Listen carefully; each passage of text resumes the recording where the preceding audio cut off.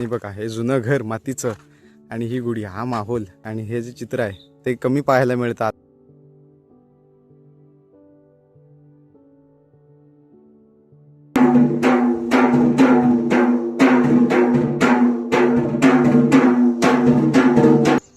नमस्कार, शुभ सकाळ मित्रांनो. तुम्हा सर्वांचं स्वागत आहे आपल्या यूट्यूब चॅनलवरती, ज्याचं नाव आहे कोकणी दर्शन. मी कोकणी दर्शन घडवणार तुम्हाला कोकण दर्शन. तर प्रथमतः तुम्हा सर्वांना मराठी नवीन वर्षाच्या खूप खूप शुभेच्छा. आज गुढीपाडवा आहे आणि काही दिवस ब्लॉग केले नव्हते, तर आज ब्लॉग करतोय, तर समजून घ्या. असो, तर आज गुढीपाडव्याच्या खूप खूप शुभेच्छा देतो सर्वांना. आणि आज गुढीपाडवा तुम्ही गुढी उभारलीत का सर्वांनी? आणि एक मराठी नवीन वर्षाला सुरुवात होते आजपासून. आणि गुढी उभारणं ही परंपरा, एक पद्धत आपल्या कोकणात म्हणजे पूर्वजांपासून सगळीकडेच ही राबवली जाते. पूर्वजांपासून चालत आलेली ही पद्धत आहे. तर आम्ही सुद्धा गुढी उभारलेली आहे आणि आम्ही गुढी आमचा सभामंडप मागे दिसतोय. सभामंडप असल्यामुळे आम्ही मंडपामध्ये गुढी उभारतो. कारण का तर बाहेर उभारू शकत नाही. काही जण ज्यांचा मंडप नाही ते बाहेर उभारतात आणि मोठा बांबू असतो, खूप मोठा. पण आम्ही असं करू शकत नाही, कारण पत्रावरती असल्यामुळे छोटाच बांबू लावावा लागतो. आणि गुढी ही आपल्या मंडपात, आपल्या अंगणातच उभारली जाते, अशी ती पद्धत आहे. तर इकडे आम्ही गुढी उभारलेली आहे. मग अशीच सुरुवातीपासून शूट करता नाही आला म्हणून आत्ता दाखवतोय तुम्हाला. हे बघा, अशा पद्धतीने इथे अंगणातच इथून पूजन करून तशी गुढी उभी केलेली आहे आम्ही.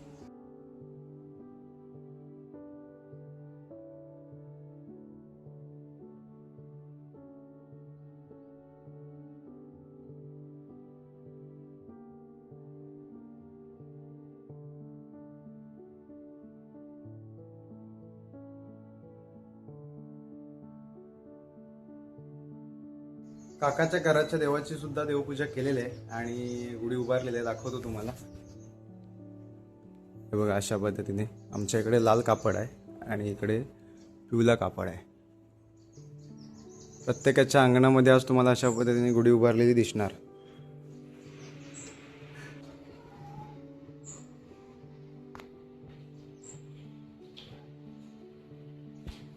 आमचे ज्यांचे मंडप आहेत त्यांच्या मंडपात गुढ्या उभारल्या. आमची इकडे काकांची, त्याचबरोबर तिकडं पण बघा आमच्या गावकऱ्यांचं घर आहे, तिकडं त्यांचे पण मंडपातच उभारलेली आहे गुढी.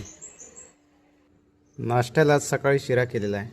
तर या, सण असेल त्या दिवशी असाच काहीतरी नाश्ता असतो, नाहीतर इतर वेळेस आपल्याला माहिती आहे आपला दुपारच्या जेवणाचा म्हणजे भाजी भाकरीच हा नाश्ता आपला सकाळी असतो. पण सण काय असेल त्या दिवशी फक्त आपल्या गावाला, आपल्या कोकणामध्ये हा नाश्ता सकाळचा केला जातो, उपवासाचा वगैरे काय असेल तर.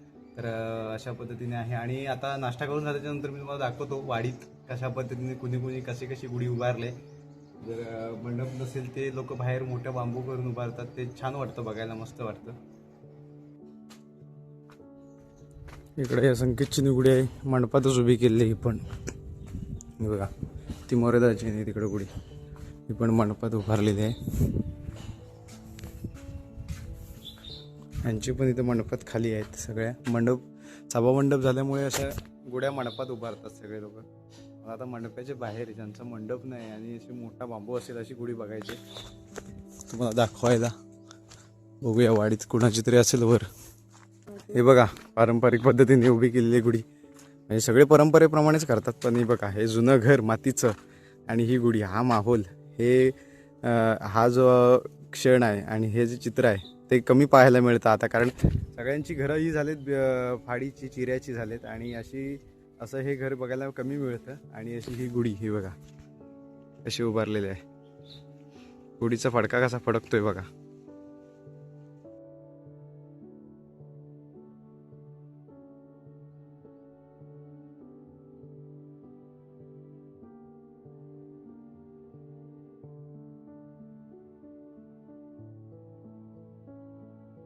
प्रत्येक जण वेगवेगळा कापड लावत असतो आपल्या उपलब्धतेप्रमाणेच.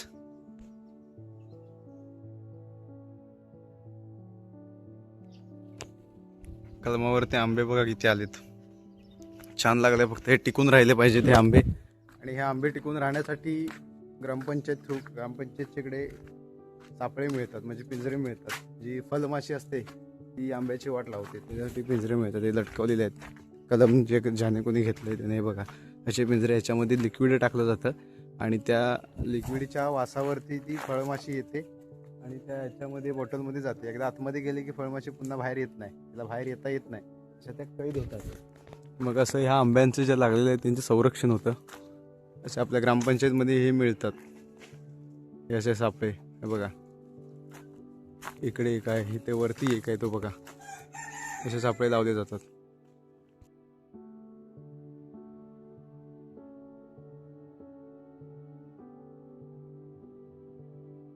दुपारी गुढीला नैवेद्य दाखवलेला आहे. अशा पद्धतीने नैवेद्यामध्ये खीर, काजूची भाजी, डाळ, त्याचबरोबर पुऱ्या अशा आहेत. गुढीपाडव्यानिमित्त परंपरेप्रमाणे पद्धतीप्रमाणे आमच्या वाडीमध्ये जांगल पालखी असते आणि सगळी छोटी मुलं जांगल पालखी सोबत असतात. घरोघरी जांगल पालखी फिरते वाडीमध्ये. तर तुम्हाला दाखवतो.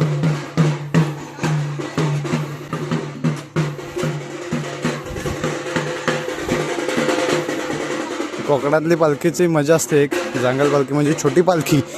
प्रत्येकाच्या गावी वाडीमध्ये असते असेल जांगल पालखी.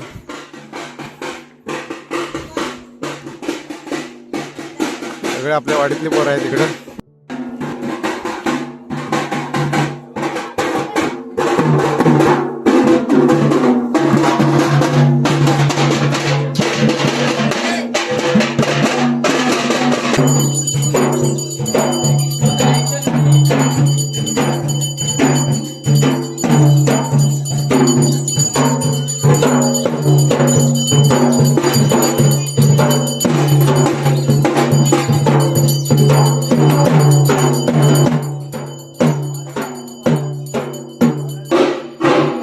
पालखी आमच्या घरी आता आलेले आहे.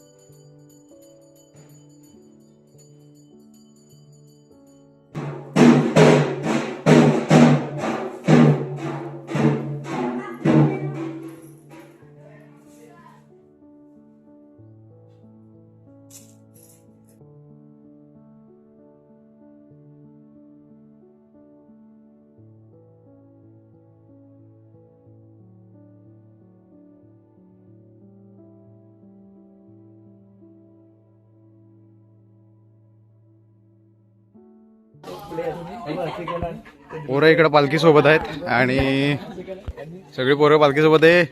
व्यवस्थित हे करा. आम्ही येतो आणि घोरी कधी असेल ते व्यवस्थित नियोजन करूया आपण.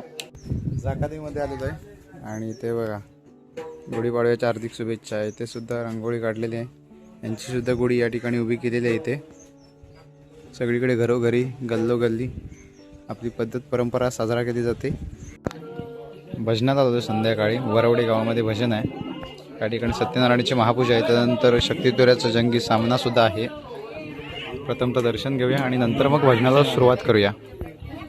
रसिकरंजन सांस्कृतिक कला क्रीडा मंडळ मुसलसरवाडी वरवडी यांचा आज 73 वर्षाच्या पूजेनिमित्त माऊली प्रादेशिक भजन मंडळ निर्दोळे रत्नागिरी कुवा जयचंद खापरे यांचं आम्ही अभिनंदन करतो, स्वागत करतो आणि त्यांचे आभारही मानतो.